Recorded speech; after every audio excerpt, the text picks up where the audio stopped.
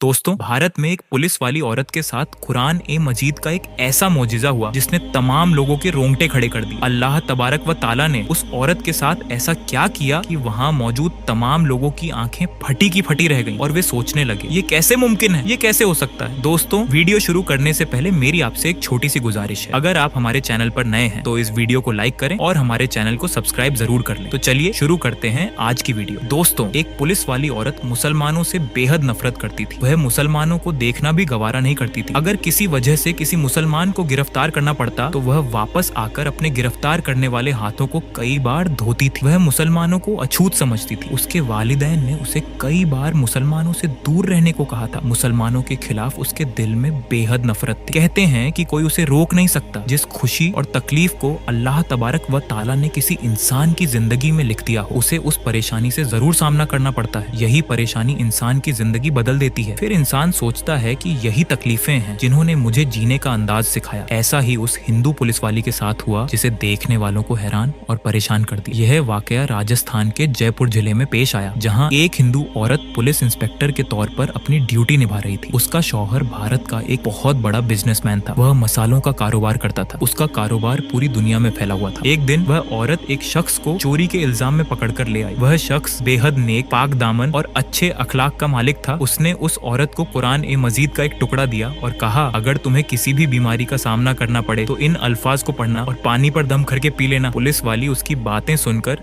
दिल ही दिल में उसे भला बुरा कहने लगी। न चाहते हुए भी उसने उस टुकड़े को अलमारी में रख लिया। वह शख्स पुलिस स्टेशन से चला गया। पुलिस वाली के दिल में ख्याल आया, मैं इसे याद करके आजमाती हूँ और देखती हूँ कि इस शख्स की बात में कितनी सच्चाई है। लिहाजा उसने इंटरनेट की मदद से कुछ ही दिनों में उसे सीख लिया। एक दिन जब उसने इसका तर्जुमा पढ़ा तो उसकी आंखों से आंसू बहने लगे। वह सोचने लगी, ये कितना उम्दा कलाम है जो दिलों को नरम कर देता है। उसे यकीन हो गया कि यकीनन इस सूरत में कोई जादू है। एक दिन उसके छोटे बच्चे को एक खतरनाक जहरीले सांप ने काट लिया। अपने बच्चे की हालत देखकर वह तड़पने लगी। उसे डॉक्टर के पास ले गई तो उन्होंने कहा, जहर पूरे जिस्म में फैल चुका है, लिहाजा तुम्हारे बच्चे के बचने की कोई उम्मीद नहीं है। हम तुम्हारे बच्चे के लिए कुछ नहीं कर सकते। ये कुछ घंटों का मेहमान है। माँ का रो रो कर बुरा हाल हो गया। एक तरफ उसका शौहर पुजारियों से मदद मांग रहा था, उनके सामने गिड़गिड़ा कर रो रहा था और वह औरत बेहद परेशान थी। तब उसे उस शख्स की बात याद आई जिसने कहा था, इस सूरत को किसी बीमारी के लिए पढ़ो या पानी पर दम करके पिलाओ। उसने बताया था कि इस सूरत में हर बीमारी की शिफा है। दोस्तों, अल्लाह तबारक व ताला ने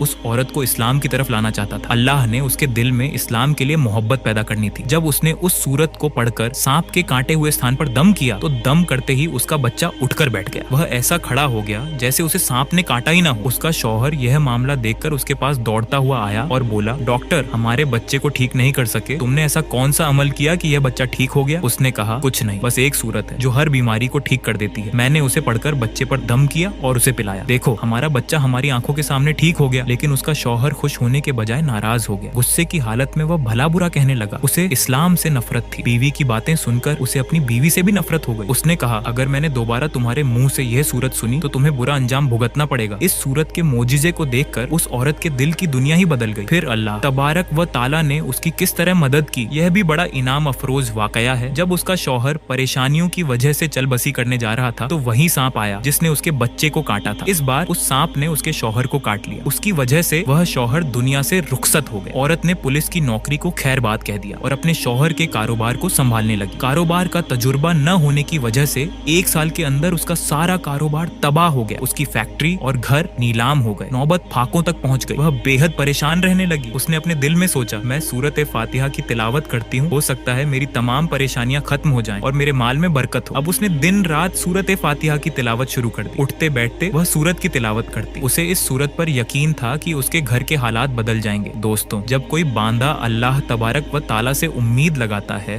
तो अल्लाह अपने बांदे की दुआओं को रद्द नहीं करता। अल्लाह अपने बांदों को मायूस नहीं करता। वह अपने खजानों के मुंह खोल देता है। 7 दिन के अंदर उसे खुशखबरी मिल गई कि उसके कारोबार को संभालने के लिए उसके शौहर का दोस्त आ रहा है जो अमेरिका में उसका पार्टनर था। वह उसके पास आकर बोला, तुम फिक्र न करो, वह मेरा भाई जैसा था, मैं तुम्हारी मदद जरूर करूंगा, तुम्हारी तमाम मुश्किलें दूर हो जाएंगी। फिर उस शख्स ने उसका कारोबार संभाला और देखते ही देखते उसके हालात पहले जैसे हो गए। एक दिन वह औरत सूरत ए फातिहा की तिलावत कर रही थी। उसके शौहर का दोस्त बोला, तुम ये मंत्र हर वक्त पढ़ती रहती हो? उसने बताया, ये मंत्र नहीं बल्कि कुरान मजीद की एक सूरत है। फिर उसने बताया कि इस सूरत की वजह से किस तरह उसका बेटा ठीक हुआ। उसके शौहर का दोस्त बोला, जब कुरान मजीद की एक सूरत में इतनी बरकत है तो पूरे कुरान मजीद में कितनी हिदायत होगी। औरत ने और सीखा और मुसलमान हो गई। फिर उस शख्स ने कुरान मजीद पर रिसर्च शुरू की। उसने बहुत तहकीक की। चुनांचे कुछ महीनों बाद वह भी मुसलमान हो गया। फिर दोनों ने शादी कर ली और हंसी खुशी जिंदगी बसर करने लगे। दोस्तों, कुरान मजीद की वह सूरत जो वह औरत पढ़ती थी उसका नाम सूरत फातिहा। इस सूरत की बड़ी फजीलत है जिसकी वजह से उसकी जिंदगी बदल गई। दोस्तों, सूरत फातिहा की बेशुमार फजीलत। अब्बू बकर ने कुरान से अल्लाह के रसूल सल्लल्लाहु अलैहि वसल्लम से फरमाया, क्या आप इसे पसंद करेंगे कि मैं आपको एक ऐसी सूरत सिखाऊं जो न तौरात, न इंजील, न जबूर में नाजिल हुई? अब्बू बकर ने कहा, जी अल्लाह के रसूल, हमें सिखाइए। आप सल्लल्लाहु अलैहि वसल्लम ने फरमाया, तुम नमाज में कैसे किरात करते हो? अब्बू बकर ने कहा, सूरत फातिहा की तिलावत करता हूँ। आप सल्लल्लाहु अलैहि वसल्लम ने फरमाया, यही कुरान पाक की अजीम सूरत है। हजरत मोहम्मद सल्लल्लाहु अलैहि वसल्लम ने फरमाया, अल्लाह तबारक व ताला फरमाता है, सूरत फातिहा मेरे और मेरे बांधे के दरमियान दो हिस्सों में तकसीम की गई है, आधा हिस्सा मेरे लिए और आधा हिस्सा मेरे बांधे के लिए। सूरत फातिहा नमाज में पढ़ना शर्त है, इसके बगैर नमाज पूरी नहीं होती। इसका एक नाम सूरत शिफा भी है। लिहाजा अगर बिच्छू या सांप ने काट लिया हो तो सूरत फातिहा को पूरे यकीन और खुलूस दिल के साथ पढ़कर उस जगह पर दम किया जाए तो अल्लाह तबारक व ताला फौरन शिफा देता है। इस बात का जिक्र हदीस में भी है।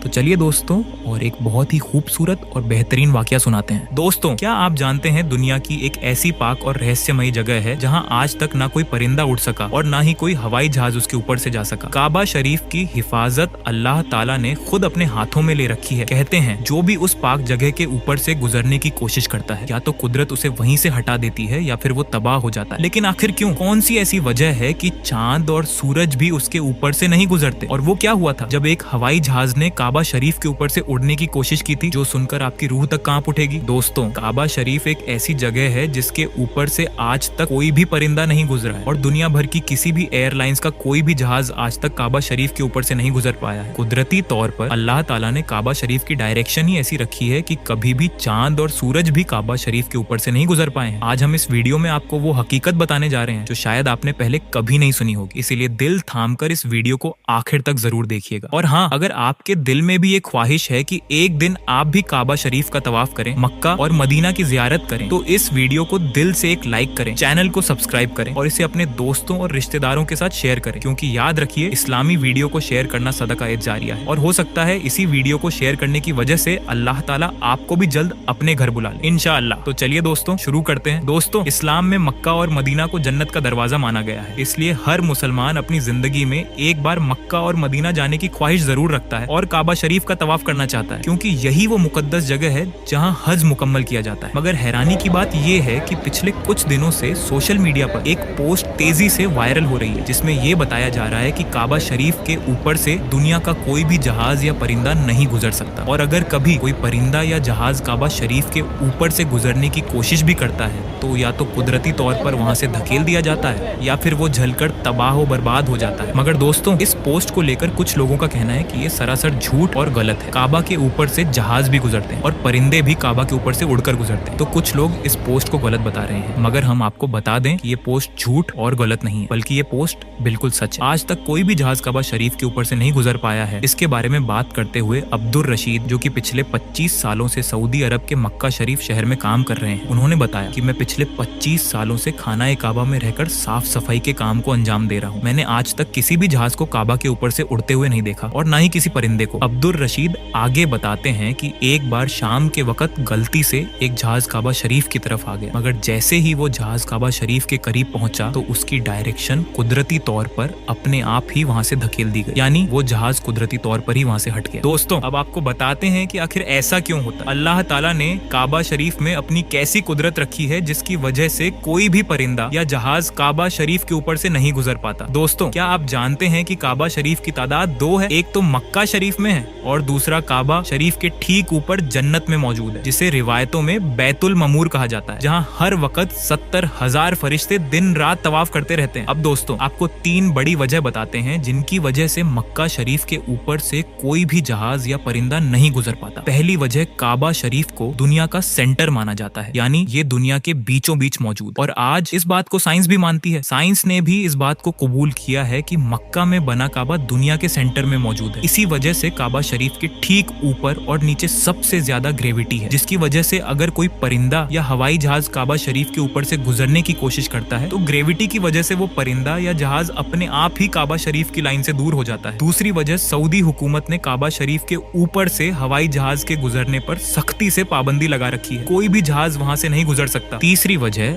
आप सभी जानते हैं कि मक्का और मदीना में गैर मुस्लिमों का दाखिल होना मना है, इसलिए कोई भी मुसलमान हज या उम्रा करने के लिए जाता है तो उनका जहाज पहले रियाज शहर में उतारा जाता है, फिर वहां से बसों या ट्रेनों से मक्का और मदीना ले जाया जाता है। साथ ही मक्का शरीफ दुनिया की सबसे अहम जगह है, अगर कोई जहाज वहां गिर जाए या दहशतगर्दी की साजिश करे तो बड़ा नुकसान हो सकता है। इसीलिए सऊदी हुकूमत ने पूरी दुनिया की एयरलाइंस के लिए इसे नो फ्लाई जोन घोषित किया हुआ। दोस्तों, हकीकी तौर पर देखा जाए तो काबा शरीफ सबसे पाक और मुकद्दस जगह है और यहाँ आकर हर मुसलमान अल्लाह की इबादत में मशगूल हो जाता है। ऐसे में अगर जहाज वहाँ से गुजरने लगे तो इबादत में खलल पड़ सकता है। यही वजह है कि अभी तक कोई भी हवाई जहाज काबा शरीफ के ऊपर से ना गुजरा है और इंशाअल्लाह ना ही कभी गुजरेगा। अल्लाह से दुआ है कि वो हम सबको भी एक बार अपने घर काबा शरीफ की ज़ियारत नसीब फरमाए। आमीन सुम्मा आमीन। दोस्तों, एक बार कमेंट बॉक्स में आमीन जरूर लिखें, पता नहीं किसका आमीन कबूल हो जाए। तो मेरे प्यारे दोस्तों, ये थी हमारी आज की वीडियो पसंद आई हो तो इसे दिल से लाइक करें और अपने दोस्तों अहबाब के साथ शेयर करें। अगर आप चाहते हैं कि हम इसी तरह और वीडियो लाकर आपकी सेवा में पेश करें तो कृपया चैनल को सब्सक्राइब करें। अब मैं आपसे अलविदा लेता हूं और आपको अल्लाह के साथ खुशहाल जिंदगी की दुआ करता हूं।